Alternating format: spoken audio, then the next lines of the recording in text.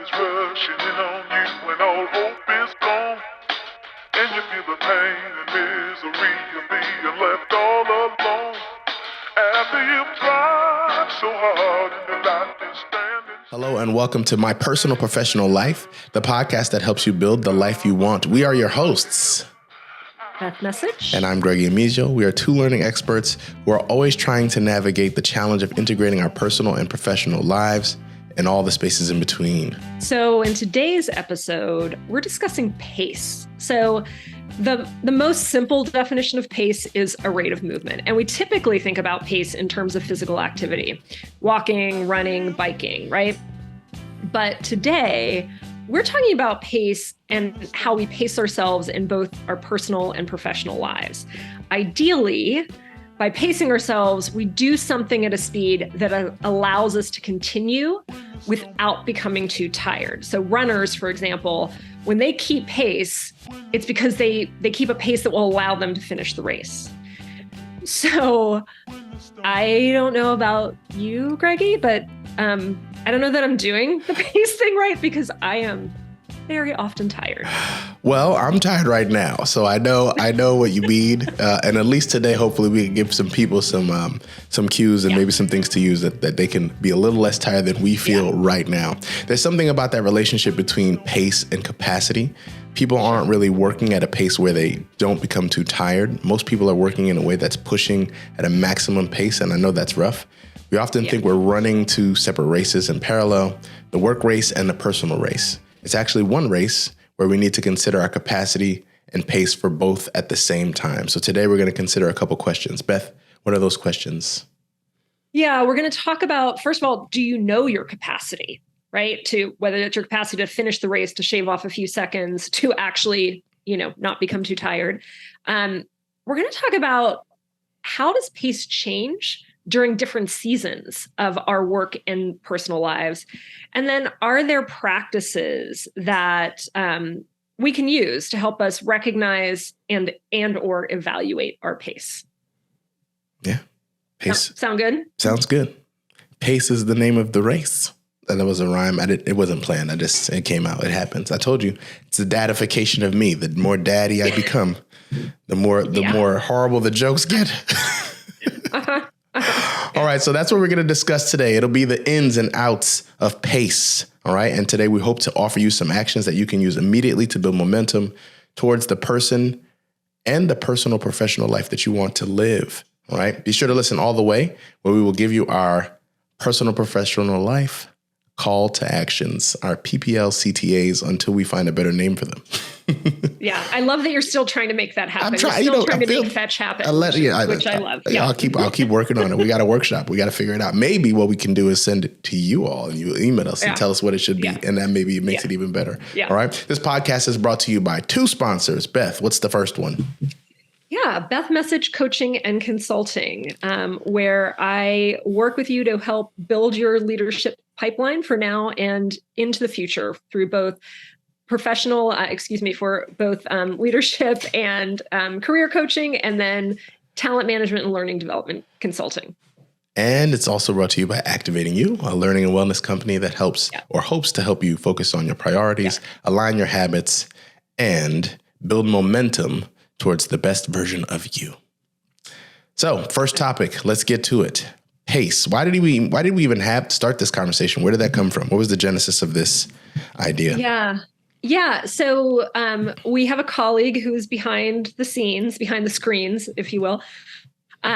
Your partner in Activating You, Sandy, our colleague in the podcast, and Sandy brought up this topic. And I think, when we were doing our brainstorming meeting, like, okay, what do we talk about next? I remember when Sandy brought up pace, we both kind of had this, like, the collective light bulb go off around, like, oh yeah, we need to talk about that one.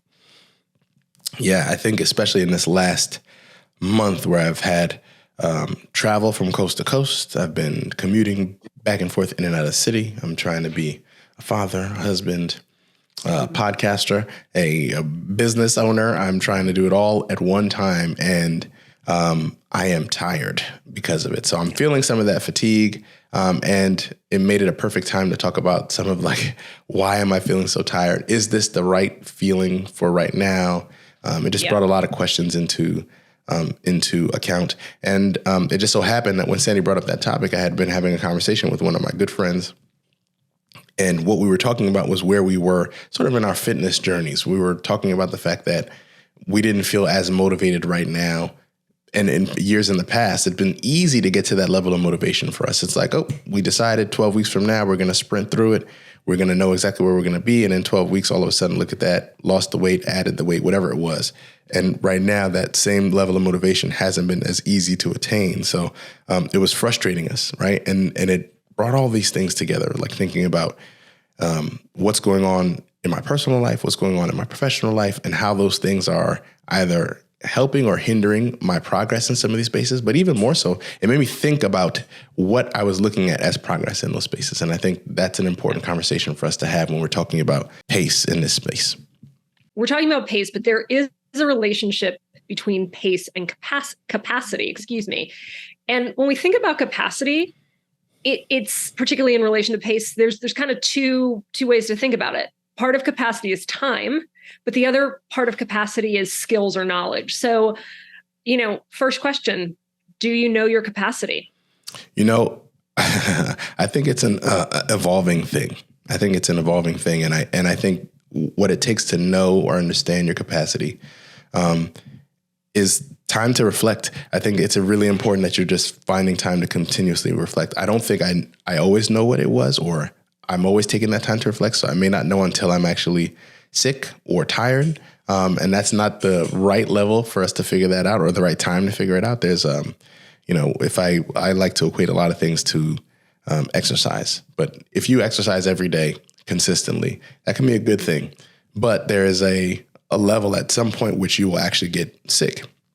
It just happens all the time. If I work out 7 days a week for 3 weeks, by that fourth week, somewhere in there, I'm having a bad workout somewhere. And if any little thing changes, the weather, the pollen count, whatever, I'm sick. And that has to do with the capacity. So understanding like how many days in a row can I work? How many hours can I give? How much, where am I? What's my emotional capacity? All those things kind of run into each other.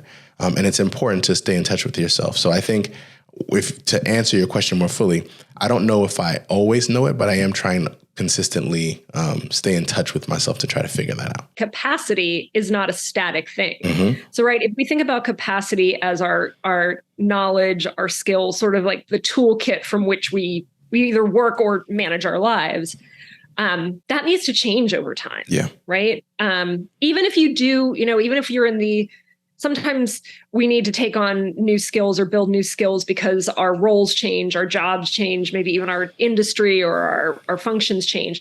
But even during times when, when we're doing the same kinds of work, capacity needs to change. We need to shift into more of a learning mode because the world around us is changing. And I think when we think about pace, the idea that we can go at the same pace all the time is just not realistic, because we need to take on new information, new knowledge, new skills, and kind of step back and get some perspective so we even understand if we have the right skills for what we're trying to do, whether that be professional or in our personal life. Yeah, I think where some of that challenge comes in is that for a time, as you grow and as you mature, the capacity seems to increase. Like we can take on more, we can handle more, we can do more. And I think there's a part of us that always feels like that's the combination that we'll maintain. Like we'll continue that arc, right? Like my capacity is increasing, my capacity is increasing. And where the challenge comes in is at times when that capacity doesn't feel like it can increase, where the capacity actually feels like you need to take on less or do less. And that might be in conflict with where you're trying to get or what you feel like are your personal goals, right? And I think that's when there's real trouble in those two things, right? If I feel like right now, based on how my life is, I need to do less in one space when I feel like I should be able to take on more, even though that idea of like, hey, I actually need to take less, but I want to do more, the conflict that it's causing within my mind or in my heart or my spirit is actually becoming a detriment to my actual opportunity to grow. And that's where I think some of that conflict comes in. Well, I think there's also the the idea of like, as we take on new information, new knowledge, learn to do things, it's not like just putting more groceries in the cart. Like, oh, I have this skill now. Oh, I have this skill now. Oh, I have this skill now. Particularly as we get more senior, or if we take on something entirely new and different, the learning curve is longer, is bigger.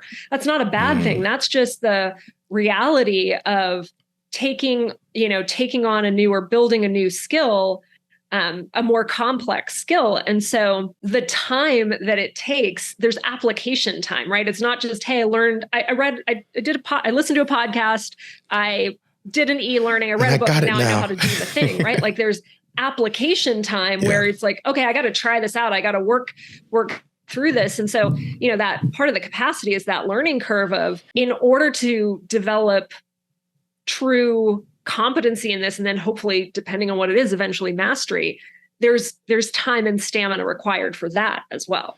Well, I don't know if I ever thought about it that way.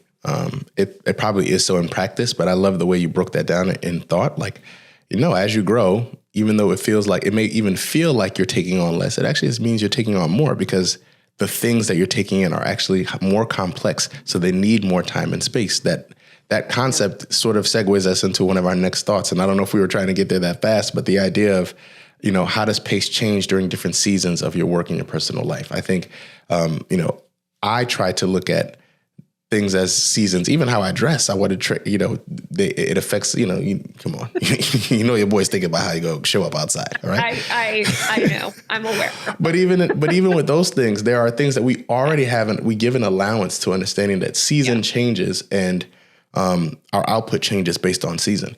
I don't know that we always take that same concept and apply it to our lives. I think sometimes if we just have that idea to attach some of those thoughts, we give ourselves a better chance of success. So let's talk about that a little bit. How do you recognize, or, even thinking about this question, how does pace change during different seasons of your work and professional life? I'm asking you. Yeah. I think this goes back to something that you were saying as part of the introduction, like the idea of where sometimes, we're thinking about running two separate races in parallel, like this. So there's my personal life and I got pace there, and I've got my work life and there's pace there. And I mean, really the whole premise of our podcast is no, it's one. And you're doing the same thing. Like you're in the same lane trying to do multiple things. Right. And so that different seasons piece is, I think about, like right now, I think about just, several people in my life. I have two friends who are either have just had or are about to have a baby, right? They're expanding their families. That's exactly where I was going to go. Yep. I have friends who are changing into new jobs. I know people who have just moved to different parts of the country. I also have friends who are like, family life, I just send kids to college, have the empty net, like everybody's out on their own doing their thing, don't need as much input.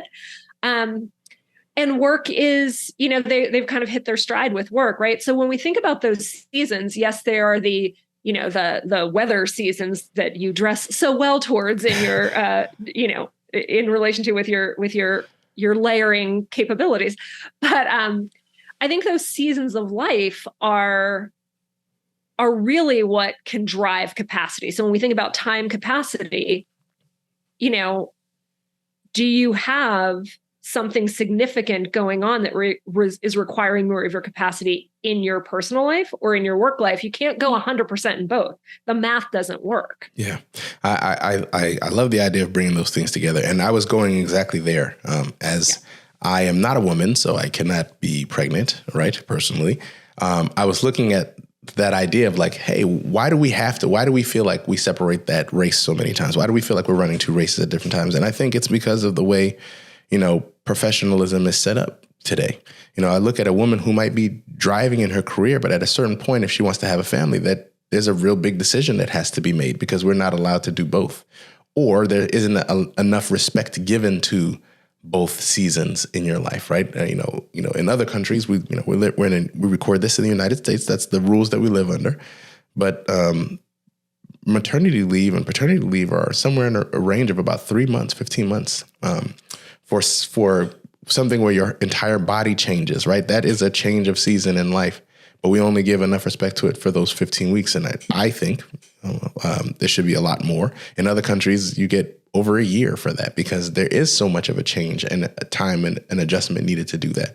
And if you ask for more time, you could potentially lose your space in your career. You could potentially lose your, right, like your standing, your fitting, your holding, and even in, the time that you need to do that, you're not, the opportunity could slow, right? So the decisions that you have to make to say, well, do I want to continue to grow in my personal life or my professional space sometimes comes at that decision. I think the other space of it is now I'll look at from the fatherhood side of it, even though I can't be pregnant once the children are there, it becomes about now the relationship that I want to build. And now is a new season because there is another person who I need to give time and affection and appreciation and all those things to. And if I don't figure out ways to run that race as one, right, I feel pressure to either really produce at work, right, so that I can continue to grow, build, get more money, whatever the thing is, or have a really good and strong relationship with my children. And sometimes those things feel at odds.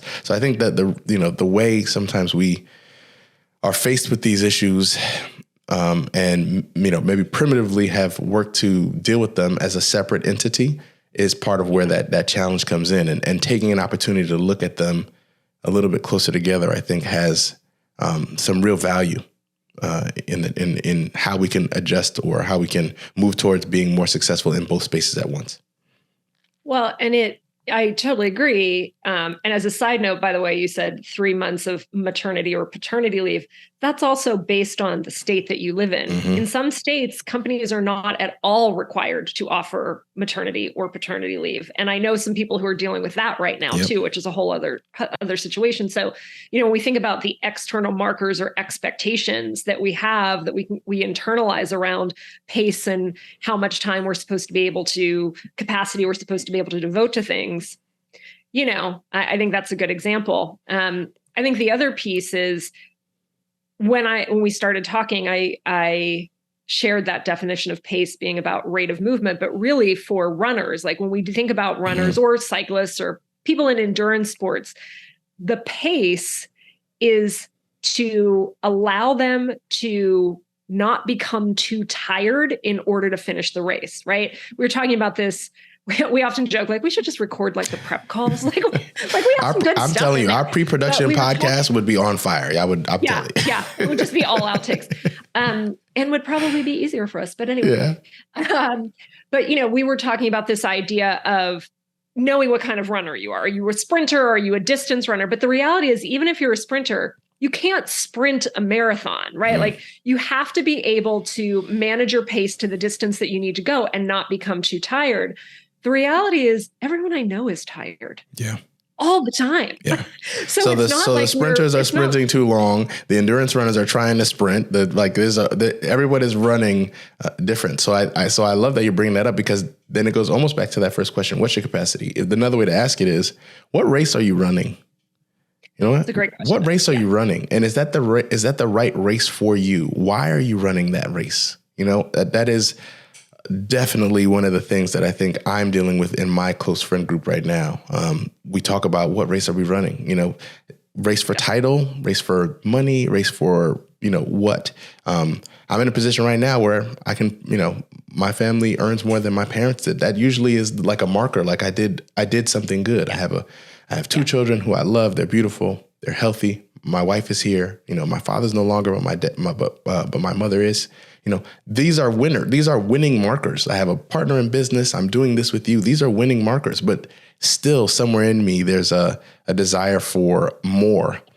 I'm not sure what that more is. And if it's going to come at the expense of the fatigue that's going to come in it, I think there needs to be more time spent on why and what race am I actually running, right? I think that's where some of that comes in.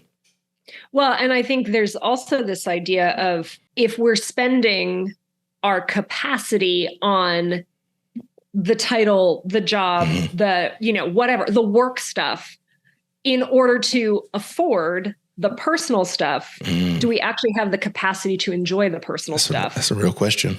Right? That's a real question. You can right back to that sprint. So I loved when you were talking about, hey, a sprinter can't sprint, even in a sprint, those are short races, right? If you sprint, they're shorter races, and they're shorter races for a reason. Why? Because you need more time for recovery. So if you're sprinting right now to get somewhere fast, to get there, and understand that at the end of that sprint, you need a lot of recovery time. Your body's beat up from sprinting. And if you're sprinting all the time, you're going to need a lot more recovery for it too. And, taking out of the race analogy, if you're sprinting for a title, if you're sprinting for a dollar amount, that's a lot of output in short bursts, but it means that also you need to be considering how you're going to pull back and recover from those things. The other thing is, like I said, a sprint can beat up your body, right? If I go into the gym and if I'm going really, really fast at the end of it, I'm panting, I'm more sore. There's a difference in what that's like when I take a measured approach to a workout, right? So in those spaces, we have to think about what that means for us. The other thing I really love what you called out, Beth, is at what expense? At what expense? It's important to think about the idea of like, hey, if I'm going to sprint for something, there's going to be some things that are going to get missed at the end. I always, I love listening to some, professional athletes who are like, I didn't go to prom, I didn't go to this, I didn't go to that, because I was literally in a sprint to do this thing. By a certain age, I had to be here in order to have success in this one specific place. But they had the pace and maybe the capacity for it. The ones who end up being good over the longer run realize that that's the race for them. The ones that burn out, the ones who can't sustain it, are the ones who maybe didn't realize that they didn't have the capacity for that thing. So it's important, again, that idea of what's your capacity, what race are you running, and at what speed can you run it. So I love this idea. And if nothing else, it gives us a chance to start to think about it. And I think we started to tap into another idea here, and it starts to think about what's the relationship between pace and value, right? The environments that we work in today, the environments that we are a party to today are asking for, more fast-paced output, right? So what does that mean, and what value does that have to us as we're, continuing this conversation? Well, that was part of the initial conversation, right? Like if you look on LinkedIn, look anywhere where there are job postings, 9 times out of 10, one of the required skills or whatever is ability to work in a fast-paced environment. And so part of it is, okay, what is a fast-paced environment? Like I've worked in fast-paced environments where it's like a lot going on, many things to manage, and I love that. I also worked in a fast-paced environment, which is like, this is going to kill all of us, right? Like no one could keep up with this pace. So what is fast-paced environment? And I think the other piece to it is, do I want that right now? Yeah. Right? Like I think when I was earlier in my career, I'm like, I looked at it as a badge of honor that I could be like, can I work in a fast-paced environment? Yes, I can crush a fast-paced environment. I can absolutely do that.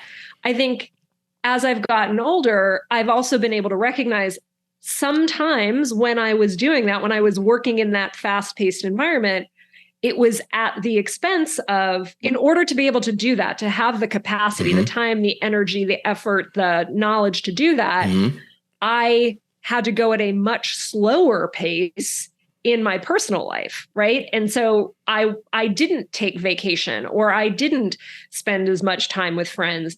And there was a real point in my life where I was like, this is completely out of whack. I can't keep doing this.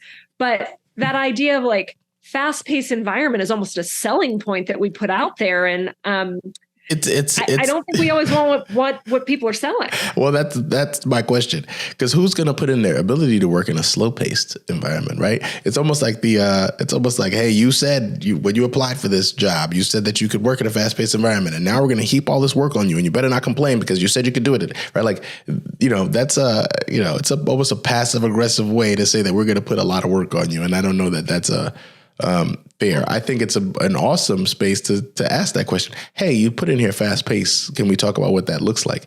And, in an interview, everyone's giving their representative an opportunity, especially the companies you work for. So in a space where they're not going to say, oh no, well, we have, one person for a job that used to be 3 people's job. And you're going to be, expected to handle that and handle it with, more speed than maybe the 3 people had to do it. And that's, right. That's not an honest conversation. That's not a fair conversation either. And I think it's important that we take some time to think about that. When we place more value on something that someone would consider fast paced, is there really more value in it? I was having a conversation about sustainability of learning. Sustainability of learning to me almost cannot happen at a fast pace. I need to be able to teach you something, give you something. You talked about it earlier. I need to be able to give you something, give you some time to think about it, then have opportunity to apply, make a mistake, hindsight, reinvest in the content itself. But if fast paced means I teach it to you today, then I teach you something else tomorrow, and then the next day you learn the next thing, and then hopefully at the end of weeks and weeks of learning at this pace, then you get it. It never works like that. Even semesters in school, there's a reason they're broken up the way they are. There's a reason why you get certain chapters at a time as you're learning. And then you get tested on those things because it gives you an opportunity to apply and test your learning. We don't necessarily take those same, we don't necessarily place the same value on those things in the workspace because output seems to be where we put all the value. So then, I think that begs our third question. So if we're talking about pace and we have during different seasons of our lives, we need different paces for we need to be at a different pace. Are there practices that we can use to help us recognize and evaluate our pace? I think so. I have to figure out a way to make sure I'm good about this, but I read an article. Apologies to the author of this article. I have to make sure I do a better job of citing. But it was an article that likened pace of career and pace of life to a runner's race. And she gave 4 tips for how she looked at running a race and then kind of compared them to life. And I really liked the way she broke this down. I was struggling with figuring out a way to think about how I do it. But this is what she said. First one was, is the right race? That's one. What are you racing for? And is this the right race for you? I think you need, and you owe yourself time to consider what those things are. Either that's talking with friends, with a mentor, with a coach, Beth, plug, about what is the right pace for you and how can you start to determine that, right? One of the things that we called out early is if you're running this race and you are finding yourself too tired, maybe that's a good sign, right? Your body usually tells you you're sick all the time. You're fatigued all the time. You're not happy. Bags under those eyes. There's opportunity for you to consider something else. The next thing is you get to choose your pace. I think that's one of the toughest parts of this whole thing is that you have decision in the pace you choose. Sometimes I think we are, generationally, maybe even differences here, but I think sometimes we're happy when someone else chooses the pace. It's easier for us to just say, this is the pace you want me to run? I'll run it. I get on a treadmill, you put the number and I'll do my best, but when I have the opportunity to choose it, there's a little bit of struggle. And here's where the struggle is. Am I going to push myself to go a little bit harder when I can, or am I going to run too slow because the pace is allowing me to do that? There's responsibility in understanding you have to choose your pace for both of those reasons. You want to run a good race in life and in professional space. It's running it and figuring out what race are you running and what pace you're going to choose. The next one is an honors race is the only race worth running. If you got to cut corners, that means the pace is wrong. If you're looking at it and saying, hey, I got to sneak my way through, I have to find shortcuts, the pace is wrong. You're trying to get there too fast or some version of that. So take a look at it. If you start to consider shortcuts in this space, and not necessarily, I don't mean it in ways of saying trying to figure out how to do things better. I'm saying when you feel like you have to do things in a dishonest way, when it's no longer about getting there because it matters, it's more so getting there at the fastest pace, right? Yeah. And then lastly, there is no race. There is no race. This is a journey. This is your space to run it. One of the things she talks about in running is like running is a game. So even within the run itself, there's all types of conversations you can be having with yourself about learning yourself. And there's the intrinsic value. Our careers are sort of like a game. To a certain extent, they don't really, it's hard to say that they don't have value, but they're really what the value is they give you an opportunity to learn about yourself. They give you an opportunity to learn what is your capacity? How much can you do? How high can you reach? And at the end of the day, the only judgment really that lies is within yourself. Did you run hard enough? Did you give it your best? And if you can come to terms with that earlier, before you start running, right? I think that becomes more important. If you can come to terms with those things before, I think you gain more value. So those couple points are ones that I want to start to attach to how I think. Again, is this the right race? Choose your pace. An honest race is the only race worth running. And ultimately, there is no race. This is your journey. And you get to choose how you're gonna move along that journey. Yeah. Yeah, I think those are all great points. I think in order to even be able to do that, though, we have to be able to pull ourselves out a little bit, right? So Explain. In order to recognize or evaluate our pace, we need to create some space for ourselves to to reflect, to have some introspection, to get some perspective. When I'm sure I have talked about this on the podcast before, right? Like when something is smack up against our face because we're so close to it, we have no perspective. Like we can see the 3 inches, up, down, left, right, diagonally. That's not perspective. You are in it. So whatever any of us need to do to create some space, to give ourselves some perspective, and perspective is both distance and time, right? So it's not like I'm going to meditate for 15 minutes every Monday morning to have perspective. Sure, there's nothing wrong with that as a practice, but let's be honest, you're not getting a ton of perspective there, right? So, when I think about being able to recognize and evaluate, it comes in multiple different ways. It can come through things like meditation, literally creating, time blocking some space for yourself and some quiet. Reflection on goals. Reflection and goals can be everything from work goals to financial goals to, family, personal, travel, personal expansion goals. Conversations with friends around, much like you were saying, you and your friends were talking about sort of the pace that you all are in. There has to be space for those kinds of things too. Otherwise, end up. I saw on the interwebs the other day. So I love animals, and so I follow a bunch of accounts, and then the internet just serves up animal videos to me. And for your cats, you can get hamster wheels. You can actually get them for your cats.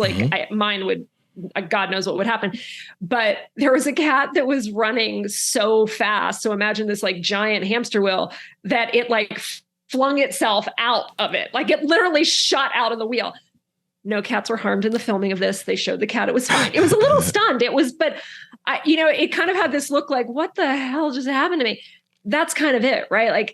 It got excited. It was on this pace and it just got flung out. And so we need to be able to slow down to actually do some actual evaluation. Fair. The only thing I want to challenge here, and I don't think you meant it that way either.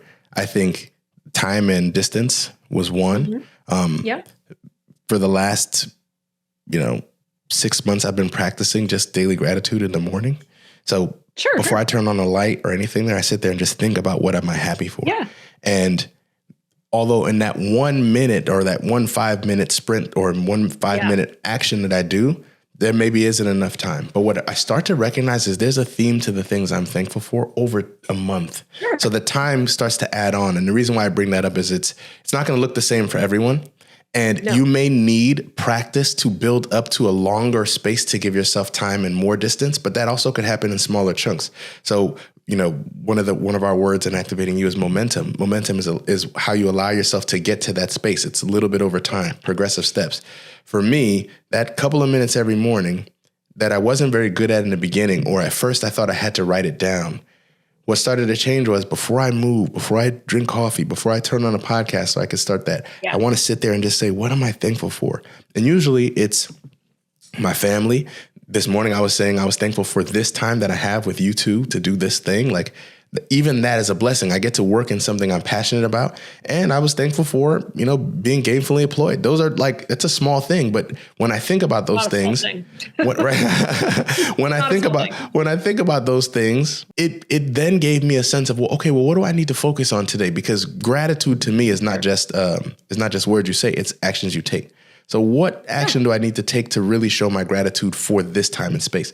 That's the same thing when it comes to career and pace. If you're waking up in the morning and you're having a hard time thinking about what you're grateful for or whatever it is, it's giving you signals. And I'm talking to myself all day. I am literally having conversations with me all day trying to figure out where I am. So, the space that I'm giving myself in these smaller chunks that allow me bigger spaces to do it. And also they might give me an opportunity to start to ask for a coach or for a mentor if I'm not getting to a certain space, or to reach out to a friend like I did to say, hey, I'm stuck here. And it's usually not like this. So I love what you're calling out of saying, hey, you need to give yourself some time, work yourself up to larger chunks of time so that you can actually have time to do it. And don't be afraid to ask for friends or opinions or help to figure out how to do that. Yeah. And I think the key thing for me about what you said, Greggy, is your commitment to the practice. Mm-hmm. It can be a minute every day. It can be an hour. It's not about that. It's the kind of the commitment to the practice, because that's when you start to see the themes rise to the top.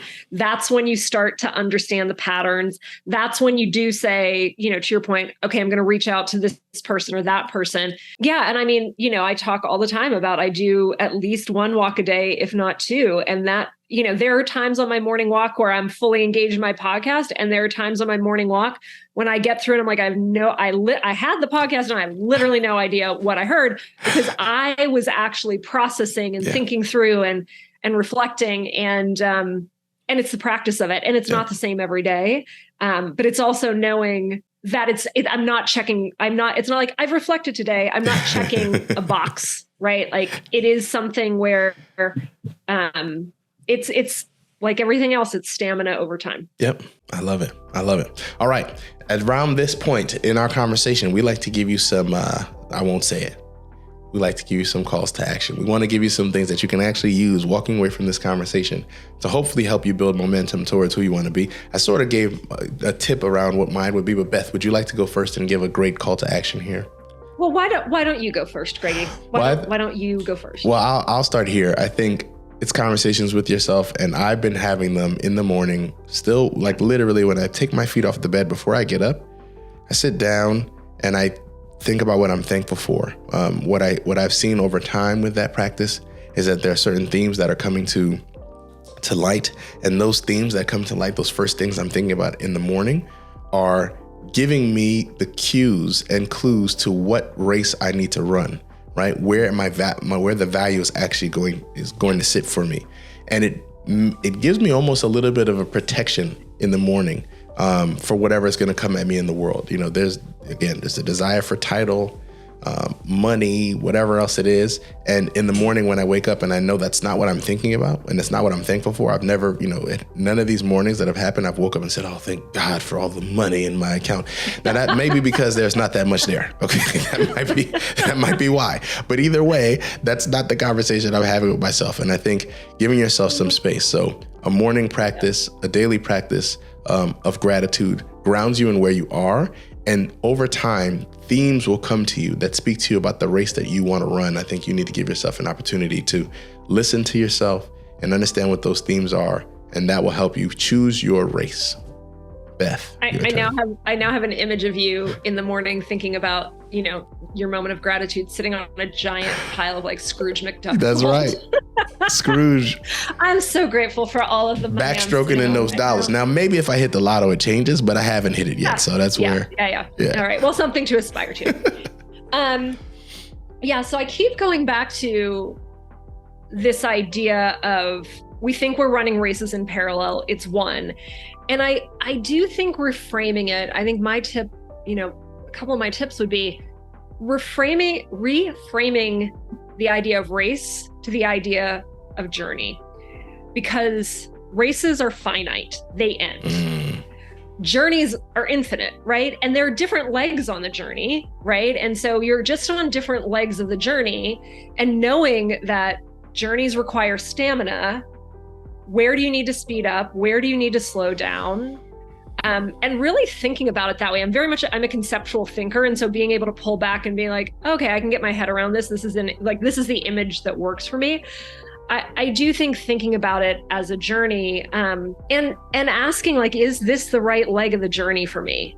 I think sometimes we get on a path on a whole host of different things. It could be work, it could be where you think you're going to live, it could be what you think you're going to do, personally with a family or without a family. But really asking, like, okay, I'm on a journey. Is this the leg of the journey I want to be on? Because I think sometimes we lose, you said it earlier that, sometimes it's easier to have someone else determine the pace. Sometimes it's easier to say, like, oh, well, the journey is this, because that's what it is, right? Like, you do this, then you do this, then you do this. Yeah. And I think there's a lot more satisfaction to be found in being the navigator of your own journey. I love that. And I want to know what you out there think. So reach out to us in some of the spaces that you can find us. Beth, where can they find you when we're not on here? Yeah, you can find me on LinkedIn at Beth Message or on my website, bethmessage.com.